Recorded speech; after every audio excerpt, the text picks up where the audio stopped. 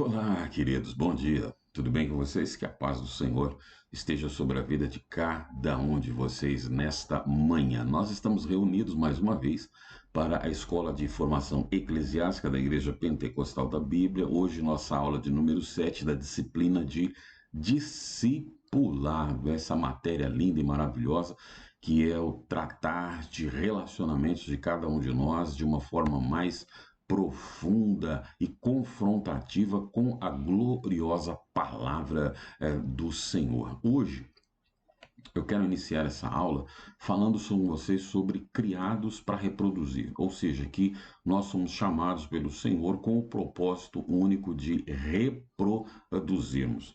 Se nós olharmos para a palavra de Deus, lá em João, capítulo 15, versículo 5, a palavra do Senhor diz assim: Eu sou a videira verdadeira, vocês são os ramos.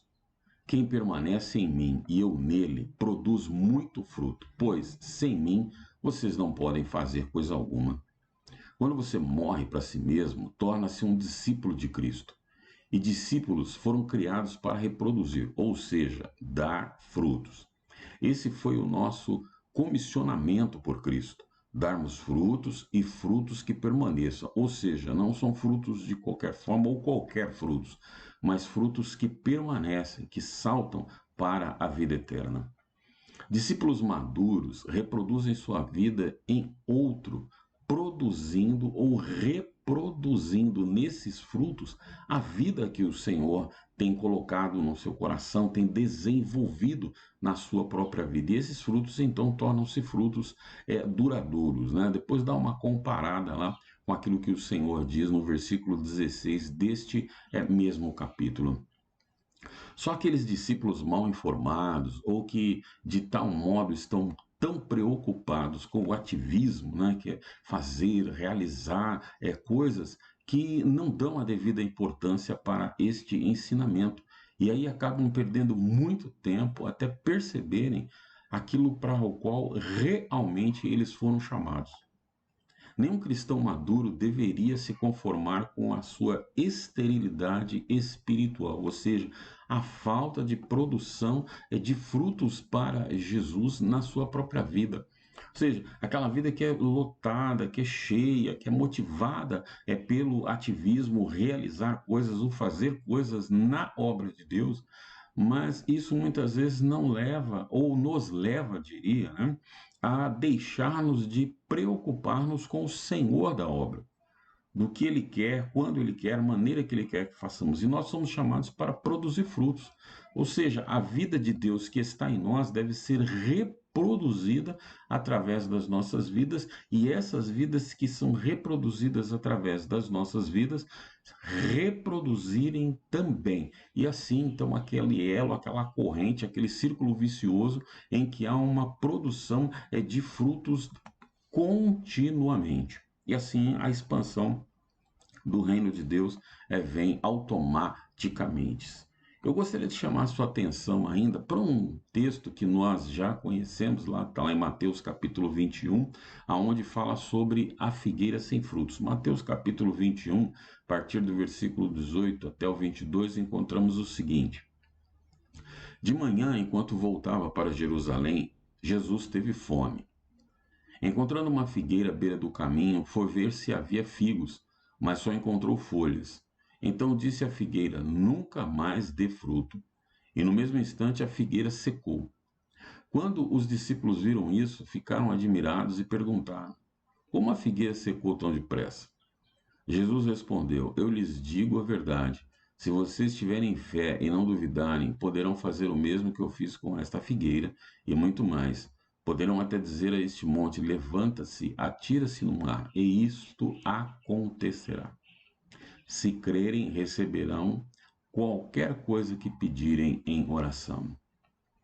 Agora, por que Jesus amaldiçoou a figueira? Não foi um ato apressado, motivado pela sua ira, e nem uma parábola encenada. Jesus estava expressando sua irritação contra uma religião sem substância. Assim como a figueira tinha bom aspecto de longe, estava florida, estava cheia de folhas, estava frondosa, mas ela não resistiu a um examinar mais de perto. e a observar entre as folhas, a procurar entre aquela beleza aparente, percebe que não tinha fruto nenhum. O templo impressionava à primeira vista, mas seus sacrifícios e outras atividades eram vazios, porque não se oferecia adoração sincera a Deus. Se você só apresenta ter fé, sem acompanhar a Ele com obras, parece-nos com a figueira que se secou e morreu porque não deu frutos. A fé genuína inclui dar frutos para o reino de Deus, desejar produzir para o Senhor. Esse deve ser o desejo, o propósito de cada discípulo do Senhor Jesus. Pare por um momento e examine sua própria vida. Se possível for, responda a seguinte indagação: existe alguma pessoa andando hoje com Jesus e investindo em outras pessoas como resultante do seu ministério? O seu compromisso de fazer discípulos é gerado pelo amor a Deus em resposta ao sacrifício de Cristo na cruz do Calvário por ninguém a não ser você. Nós às vezes colocamos isso, olha, ele fez para a humanidade, ele fez para os outros, mas acaba-se que esta visão ou a visão desta maneira deturpa o real sentido, porque foi feito para cada pessoa. E eu e você temos que encarar isso. Foi feito para mim, foi feito por mim. Quem deveria estar lá sou eu, mas o Senhor foi no meu lugar. Então, essa demonstração de amor para com a minha vida, eu já responderei de que maneira? Então, essa é a pegada do discipulado, é a confrontação, como já dissemos aí em aulas anteriores, é o pessoal, é o particular, é a palavra de Deus falando diretamente à minha vida e como eu reagirei a essa inquirição, a essa pergunta, a esse parâmetro, a esse caminho que o Senhor coloca para que eu e você possamos andar. Então, como eu responderei? Como a minha vida responderá a essa questão? O novo Israel de Deus, a Igreja de Jesus, espalhada pela face da terra, também tem alcançado várias vitórias. Mas a maior vitória, ela deve ser necessariamente essa de produzirmos esse fruto ao Senhor, de entendermos esse trabalho ao Senhor. Essa vitória deve ser uma vitória pessoal contra o meu próprio egocentrismo, a vida centrada em mim mesmo e não devotada a outros como o Senhor fez. Essa gratidão pelo entendimento de que esse sacrifício foi pela minha vida, ela gera no meu coração uma mola motriz dessa atitude de levar a vida, de sacrificar a vida para edificar outros, para trazer outros à presença do Senhor, ou seja, reproduzir.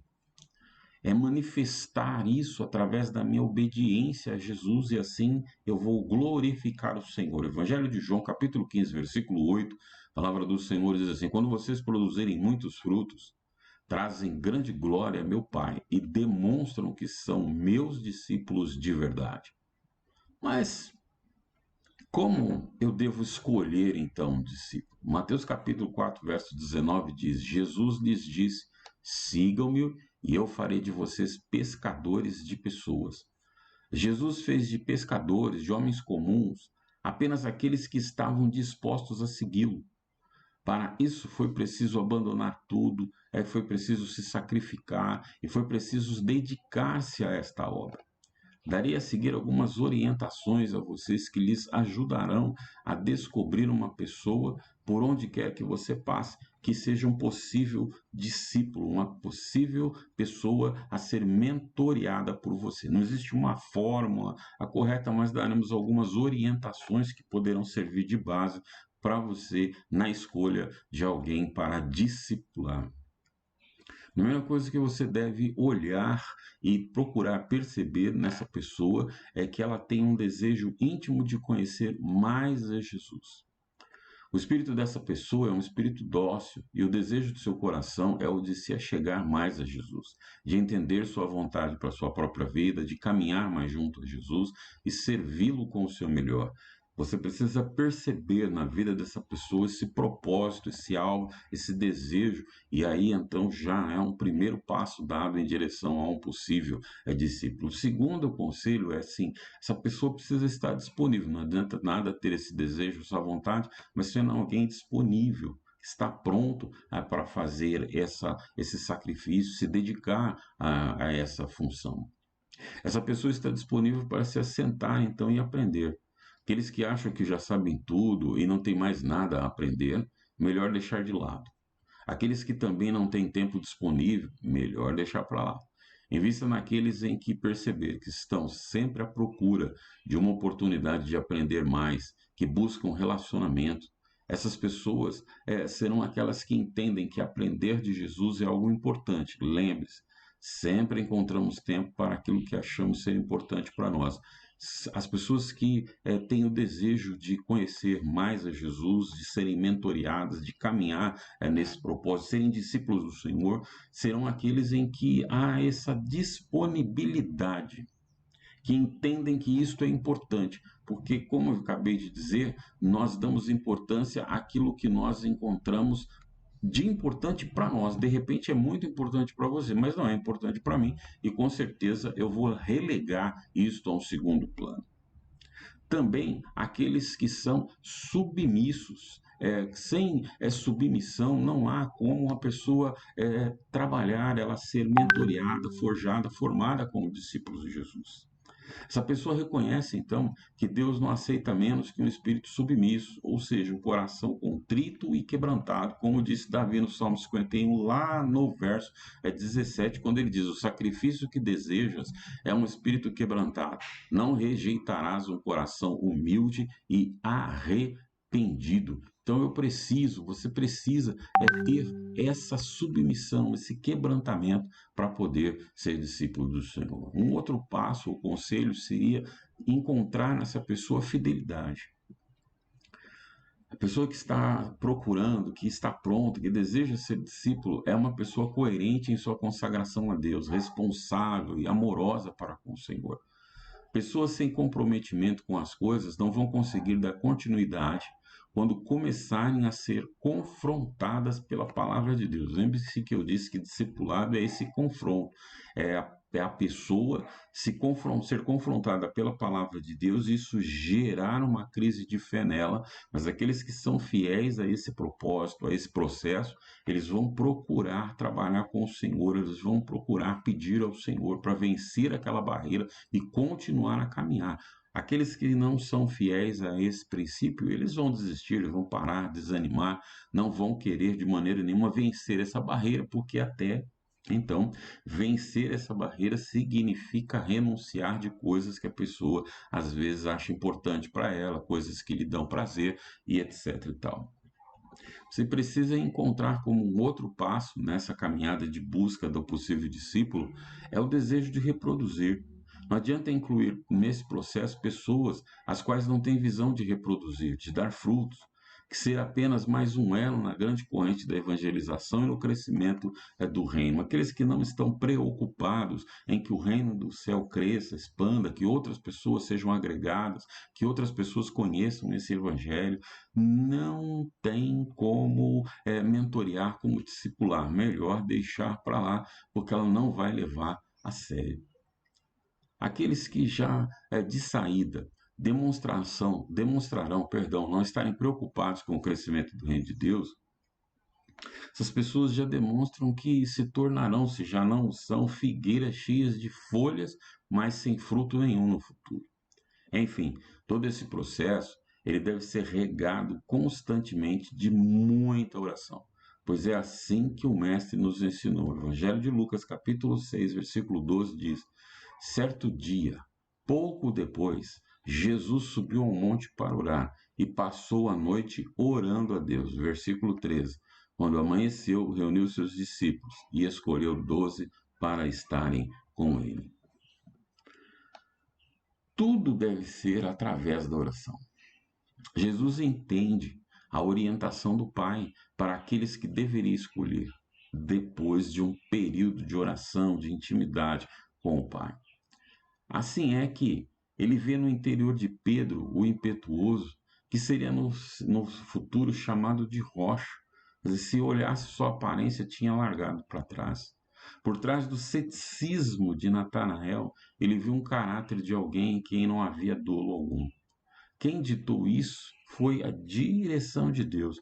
Então, tanto eu como você precisamos estar na direção do Senhor, na condução do Senhor, através do Espírito Santo dele, para realizarmos. Lembre-se, é obra de Deus e ninguém melhor do que Deus para entender a sua própria obra, saber como ela deve ser, nos capacitar, orientar, mostrar aquilo que nós precisamos fazer. É por isso que eu e você não podemos de maneira nenhuma deixar a oração de lado. Você vê que durante todas as aulas nós fomos relembrando, massificando isso. Duas coisas muito importantes. Através da leitura, meditação, estudo da palavra, somado com a oração contínua e constante, isso vai nos permitir cada vez mais termos uma intimidade com o Senhor, uma intimidade com Deus. E é Deus que é o Senhor da obra, é Ele quem tem as orientações, é Ele quem tem a capacitação, é Ele quem vai nos possibilitar que tenhamos uma visão além daquilo que é externo, além daquilo que é visual para o ser humano. É Ele que enxerga como nós não enxergamos, como Ele disse a Samuel. E muitas vezes o nosso enxergar enxerga impossibilidade, incapacidade, enxerga não dá, não tem condição, não se encaixa no perfil. Mas quando olhamos com os olhos de Deus, veremos coisas, seremos orientados por Ele através do seu Espírito para coisas que muitas vezes vão, que na maioria, perdão, não muitas, mas a maioria das vezes vai além da visão e capacidade humana. O Senhor consegue enxergar naquilo que a pessoa vai ser no futuro, aquilo que está no seu coração, aquilo que está além daquela capa externa, daquela carapaça que a pessoa usa. Então, deixe-se guiar, oriente-se pelo Senhor, leia a palavra, estude a palavra, ore ao Senhor, busque intimidade. Você não vai reproduzir e nem deve reproduzir a sua vida, mas sim a vida de Deus que está em você, e ela vai se expandir. Quanto mais nós orarmos ao Senhor, nos consagrarmos ao Senhor, buscarmos ao Senhor, seja através da leitura, seja da oração, da contemplação, da meditação, seja de intimidade com Ele. É Ele quem vai nos orientar. Eu quero compartilhar com você um testemunho dado, é o testemunho de Ebenezer Bittencourt. Ebenezer Bittencourt é o diretor do Instituto Haggai Brasil, sediado aqui em Campinas. E ele conta que uma ocasião ele estava orando por uma pessoa, né? E cada vez que ele tinha oportunidade, ele falava com essa pessoa do Senhor, compartilhava. Ele falou só que essa pessoa tinha uma dificuldade incrível. Para tudo quanto ele, né, o Ebenezer, contava para essa pessoa, comentava com essa pessoa, falava para essa pessoa da palavra de Deus, ela sempre tinha um argumento. Ela sempre contra-argumentava. E essa característica da pessoa trazia uma dificuldade em que o evangelho se chegasse. E aí, bom, começou a orar ao Senhor, pedindo a Deus que o orientasse para que de alguma maneira pudesse chegar essa pessoa conseguisse entender, compreender a palavra do Senhor e assim pudesse chegar a Deus. Ele diz que no encontro então que eles estavam fazendo lá de discipulado, de mentoria, ele sentiu direção do Espírito do Senhor e foi o seguinte: irmãos, nós vamos fazer o seguinte hoje, enquanto a reunião estiver aqui ocorrendo aqui em casa e tal, o que nós vamos fazer? A cada 5 minutos, uma pessoa vai ficar ali num determinado espaço, num quarto, e essa pessoa não vai fazer outra coisa a não ser orar por fulano de tal. Então ela vai lá, ora por seus 5 minutos ali com essa pessoa, aí ela vem, fica aqui, aí vai um outro, e assim nós vamos fazendo de uma determinada maneira. Ele não explicou ali como eles fizeram, não sei se foi no sentido horário, como eles se organizaram, mas sei que então, a cada 5 minutos tinha uma pessoa no quarto ao lado, orando com o propósito de Deus trabalhar na vida dessa pessoa que ele estava tentando evangelizar.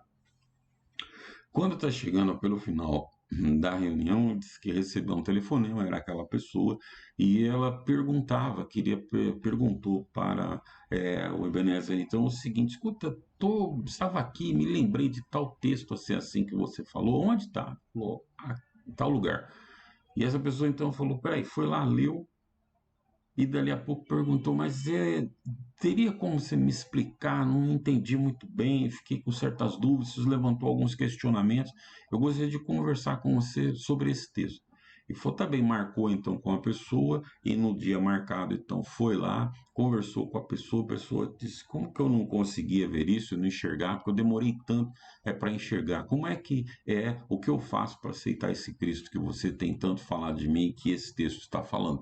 E aí Benézio então diz que estende a ele ali, né, o convite para aceitá-lo, basta você apenas crer, né, abrir seu coração, e diz que recebe-o no seu coração, e aí orou por ele, glorificou o Senhor, porque falou, olha, eu não conseguia uma maneira de que a palavra de Deus que eu ministrava no coração daquela pessoa, ela fosse eficaz, ela trouxesse um resultado. E a partir do momento, então, que simplesmente passamos a orar por aquela pessoa, Deus nos dá a direção de como fazer.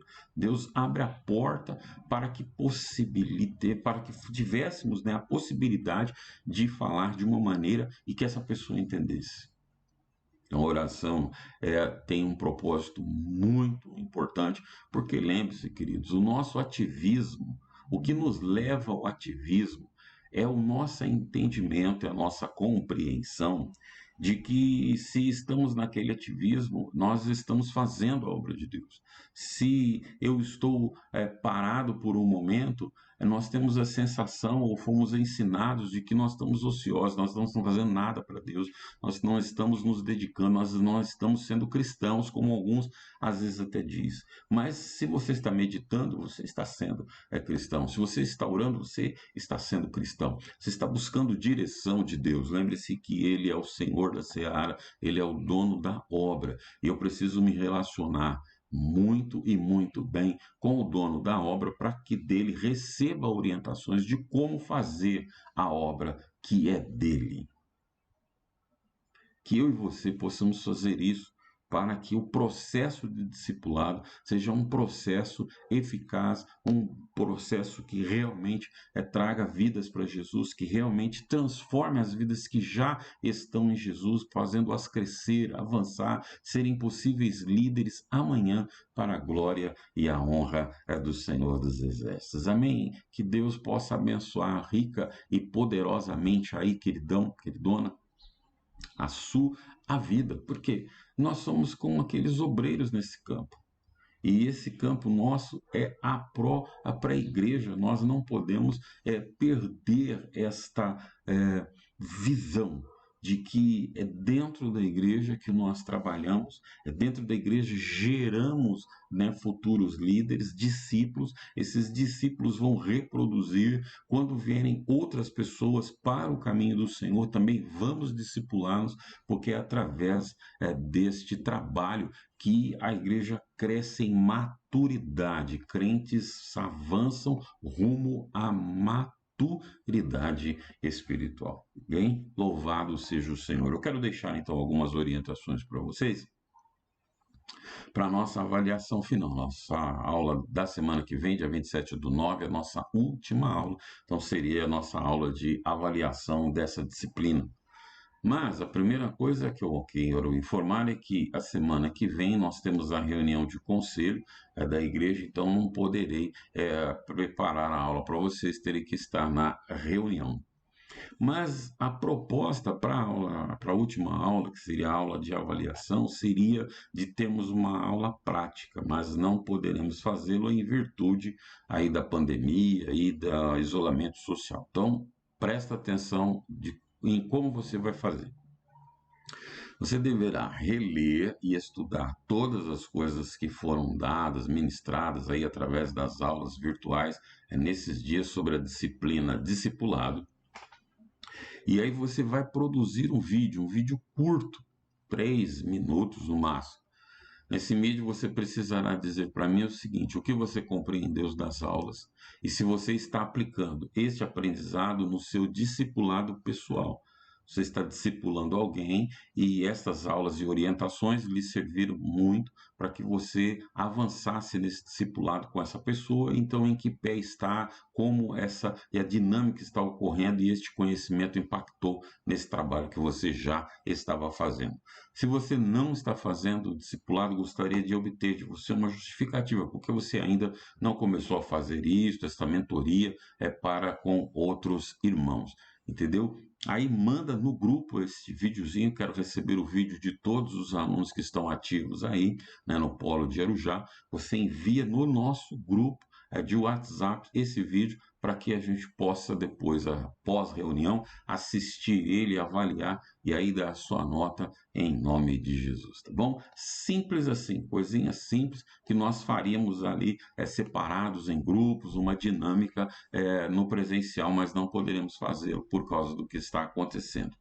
Nossa aula, então, seria desta maneira, como não vai poder ser, você produz, né, por gentileza, esse vídeo aí e depois nos envia. Esta será a sua avaliação final desta aula.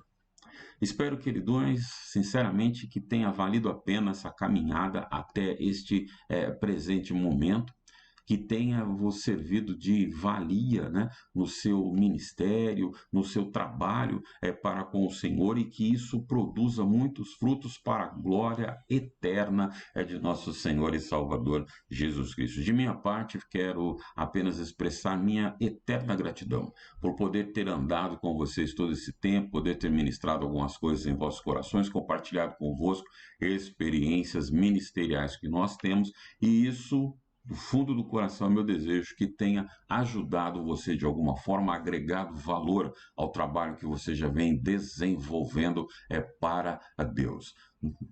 Não sabemos quando poderemos nos rever, né? Isso só a Deus pertence, mas foi um tempo muito bom, um tempo gostoso. Eu não via a hora de chegar ali o final de semana e poder dizer hashtag partiu Arujá ali, crendo que estaríamos todos juntos ali e adoraríamos o Senhor aprendendo cada vez mais dele. Foi um tempo bom, um tempo lindo e que seja produtivo ministerialmente. Segue sua caminhada.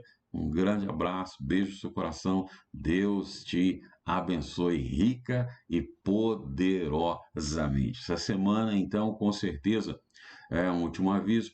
Pastor Francisco estará entrando aí conversando com vocês sobre como vai ser as aulas que virão após aí 27 de setembro, quando entraremos na disciplina de administração eclesiástica. Essa disciplina é muito importante, principalmente para aqueles que são dirigentes de igreja, para aqueles que são tesoureiros em nossas congregações, porque vai dar-lhes instruções de como fazer um caixa, de como fazer corretamente os lançamentos, os documentos fiscais que são exigidos para a prestação de conta da congregação a qual você dirige, isso e muito mais. Vai ajudar tremendamente na sua gestão da congregação, meu amigo pastor, minha amiga pastora, meu amigo tesoureiro, né, da casa do Senhor. Que Deus vos abençoe grandiosamente. É meu desejo, minha oração por vocês em nome do Senhor Jesus. Beijo no coração.